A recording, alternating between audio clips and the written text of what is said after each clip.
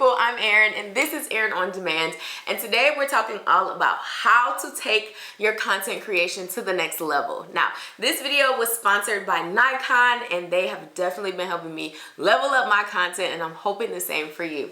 So we have 5 different segments to this video, all of which I'm going to go through that will either help you level up your content or help you level up as a creator. The first thing that you can take to the next level is your gear.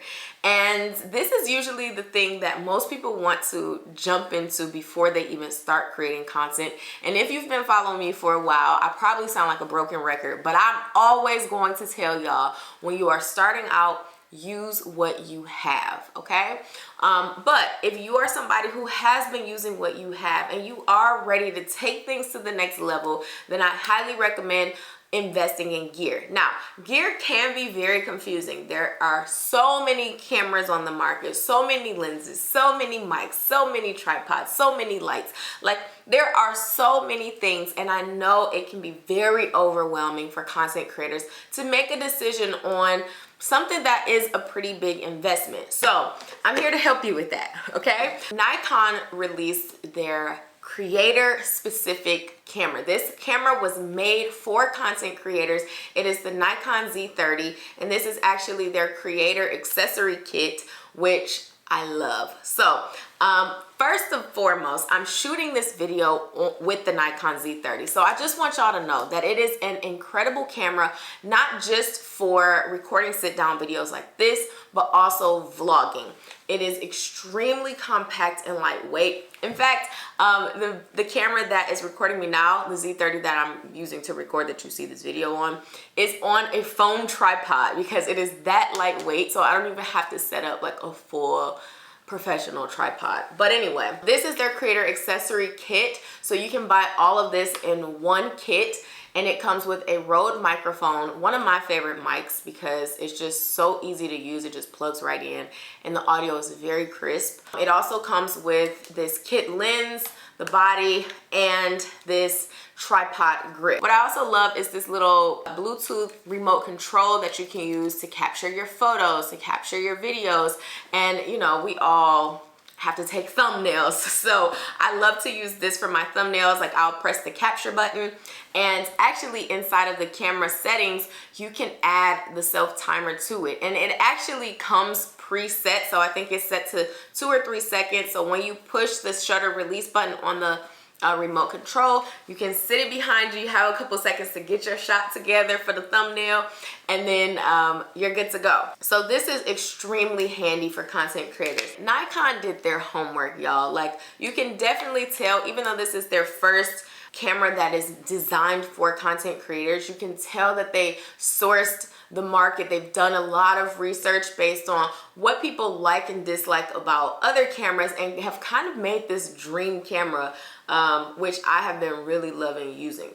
Another cool thing is that with this tripod grip, you know, if you're vlogging, y'all know I love to vlog. So, you know, it's so easy to hold and have stability with it. We also love repurposing, right, y'all? We don't love having to use a whole bunch of different types of equipment for different types of content. So you can also record vertically. So if you are recording short form video content or Instagram Reels or TikToks or whatever, you can still achieve the same quality and just flip the camera to the side and record it vertically.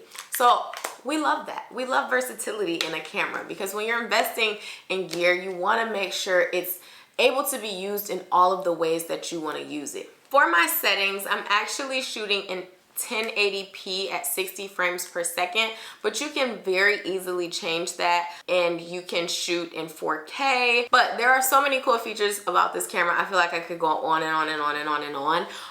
Interchangeable lens, you know, it's just an easy to use, extremely beginner friendly camera that you can advance. If you want to take this lens off and put a different lens on it, you can kind of like upgrade the camera based off of the lens as well. So love this camera, highly recommend. I will put all the information in the description box so you can check it out for yourself. Number 2 is leveling up your mindset.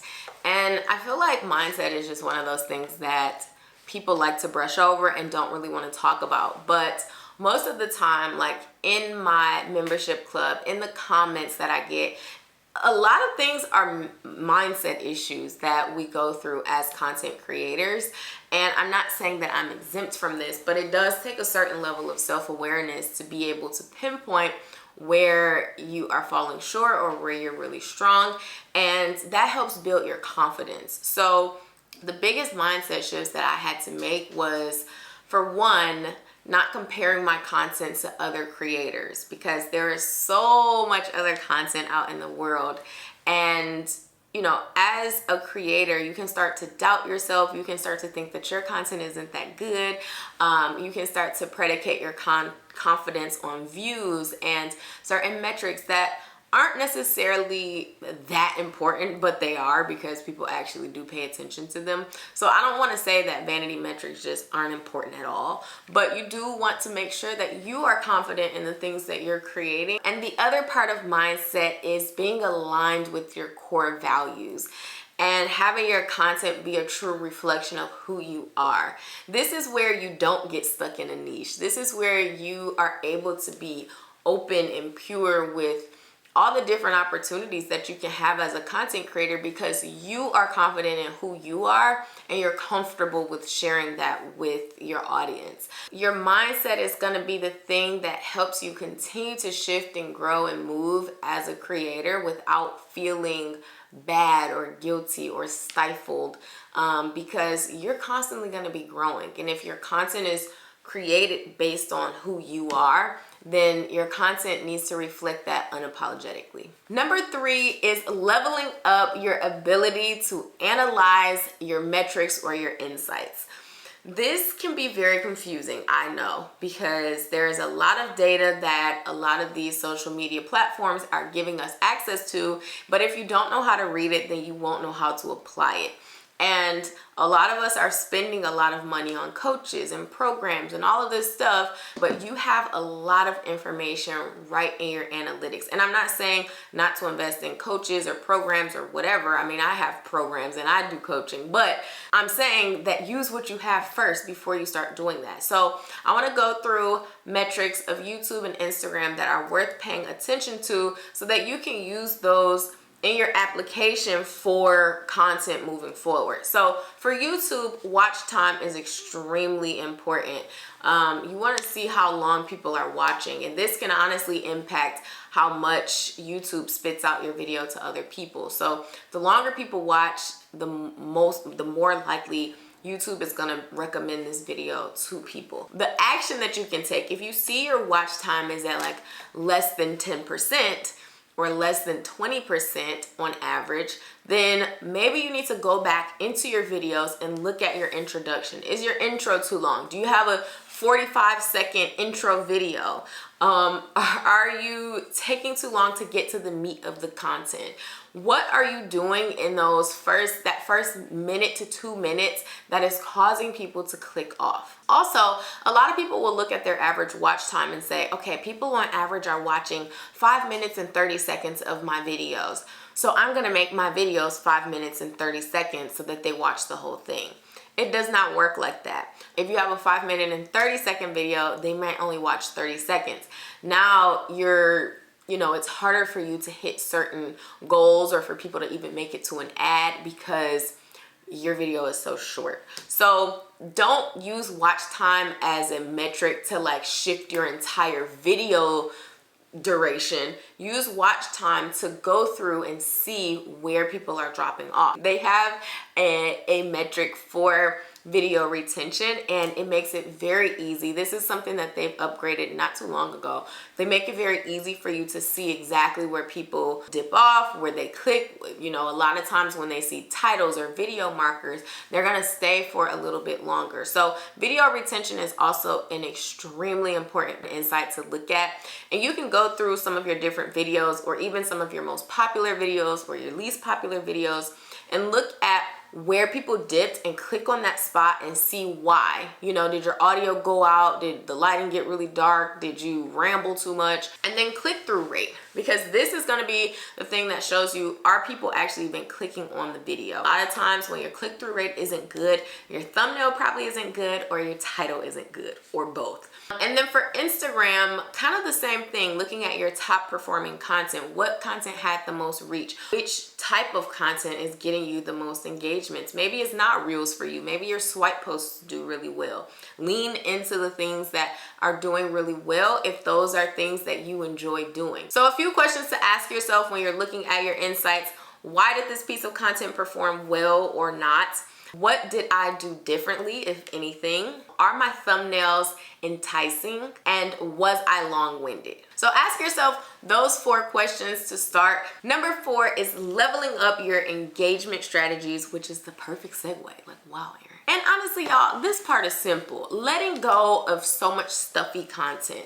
And we see this most of the time on Instagram, not gonna lie. They still really encourage aesthetic content, but kind of letting go of this stuffy, has to be so perfect content and leaning more into relatable content, things that share your personality, that tell a story, that make an impact, something that makes people feel.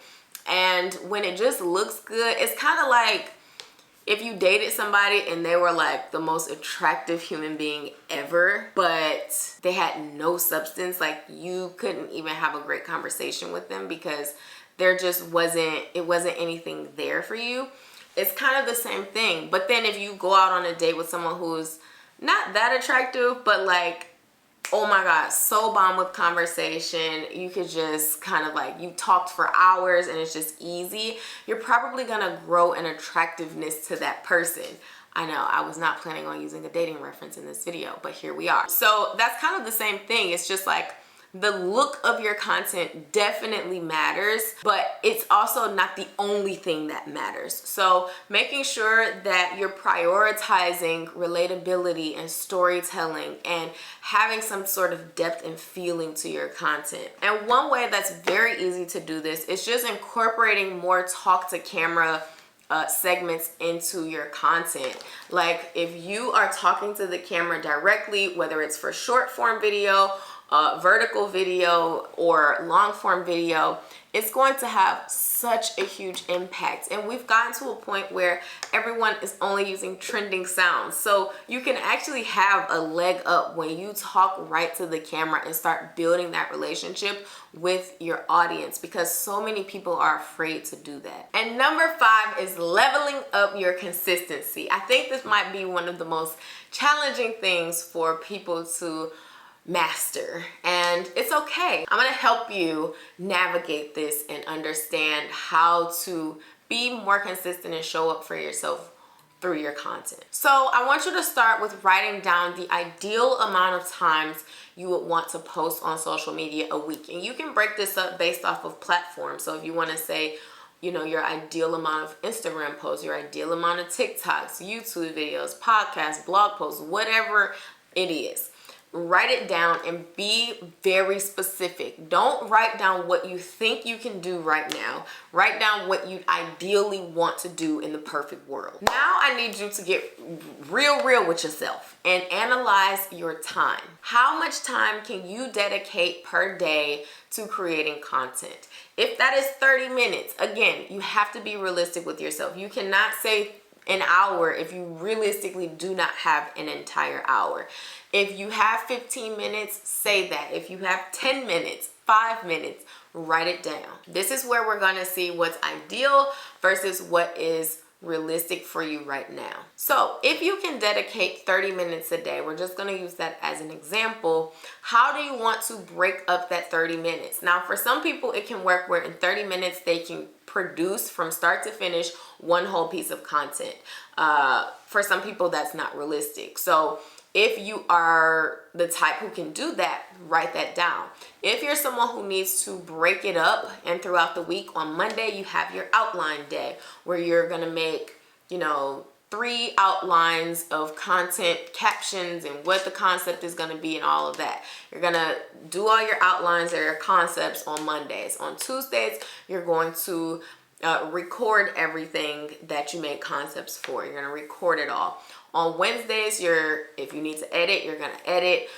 Or maybe you start scheduling out posts. On Thursday, maybe you dedicate that to one long form piece of content. So, you break up your long form and your short form. On Friday, you edit that content. So if you need to break it up, and you can even get more micro than that. It can be a day for picking out your outfits, taking thumbnail photos, or doing photo shoots. Whatever that looks like for you, it may not even all be video. Figure that out so that you can properly allot time within the time that you have to do those things. And let's not also forget about going live and how you can capitalize off of going lives and turn that into evergreen, long-standing content. You can also repurpose that into short form videos, and you can actually live stream with the Z30. It would be like your lives will be popping, and you can actually add a thumbnail to that and make that a YouTube video. You can take some chunks out of it and repurpose it as some short form content,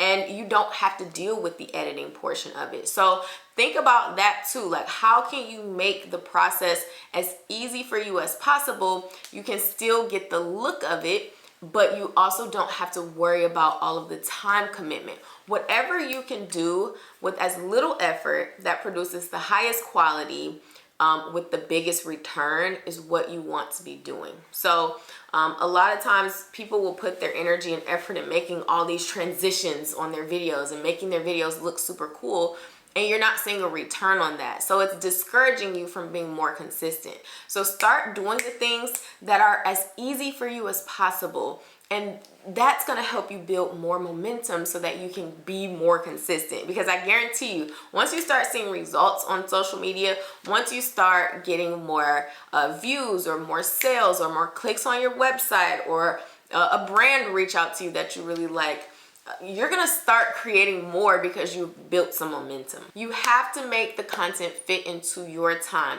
Live your life, you guys.